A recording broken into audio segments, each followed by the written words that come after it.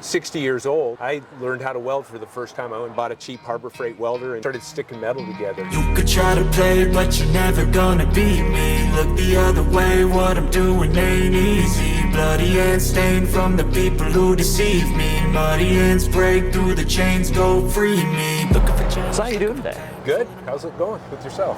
It's going pretty good. We got beautiful weather out here today. We had a chance to come talk to you about your car, so why don't you go ahead and introduce yourself and tell us a little bit about your car. Hey everyone, my name's Kim Strobeck and this is my 31 Model A. I got this thing in 2014 and I was in a bad motorcycle accident and I can't ride anymore, so my wife and I were looking for something to do together and we bought this little car. One of the crazy things about this car was it only had 3 bolts holding the body on the frame.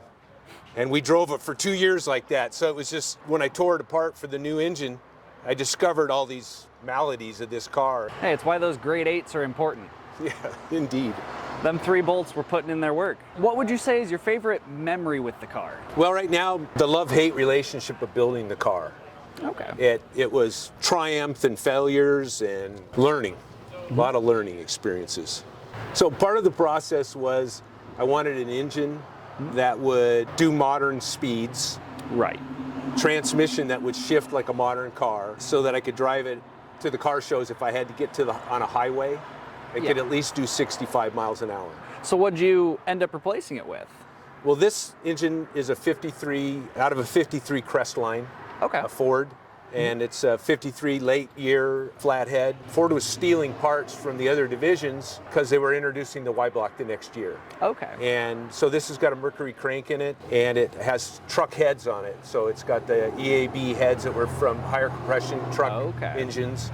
And so it was kind of a lucky find on the car. The previous owner didn't know that. So what would you say your favorite part of the car is? It's really the car itself. You know, people will say it's cute.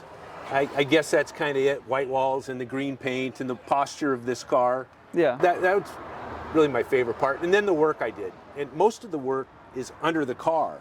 Right. Really, from here and under is really most of the work. The body is the way I bought it. Paint by previous owner. Rust by previous owner? Yeah, yeah.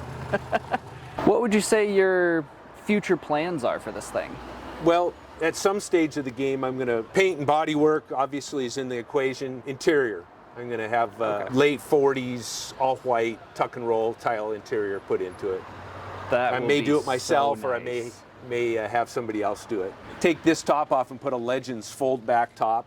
Okay. So have kind of the open cockpit. After all the work you put into this and your experience, what kind of advice do you have to share with maybe the younger generation? Pick what kind of car you want.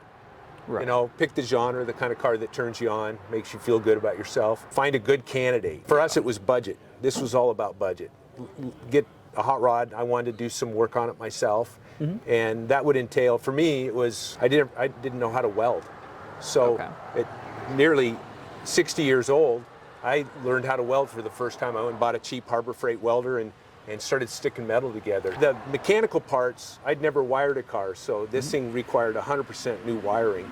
So my advice is that start, find something you like and start, and then learn how to do it, and don't get discouraged. A guy told me one time, do something every day. Come, get into the shop, even if it's clean the shop up so that you're motivated to work on the car, do something on the car every day. That's my advice, is stay motivated on it, find a way to stay motivated, set a goal for what you want to get to at the end of the project, and that really was the motivation for me.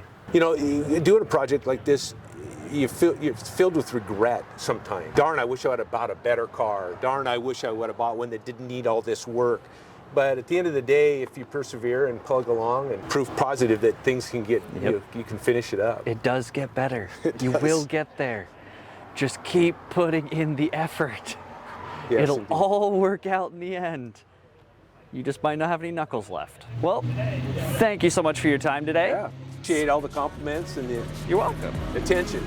Look the other way, what I'm doing ain't easy. Bloody hands stained from the people who deceive me. Muddy hands break through the chains, go free me. People like sheep move feet, hurt it easy. You don't wanna be fast asleep when they scheming. Better stand tall, ready for a fight, believe me. When they try the chains, you can say no, free me.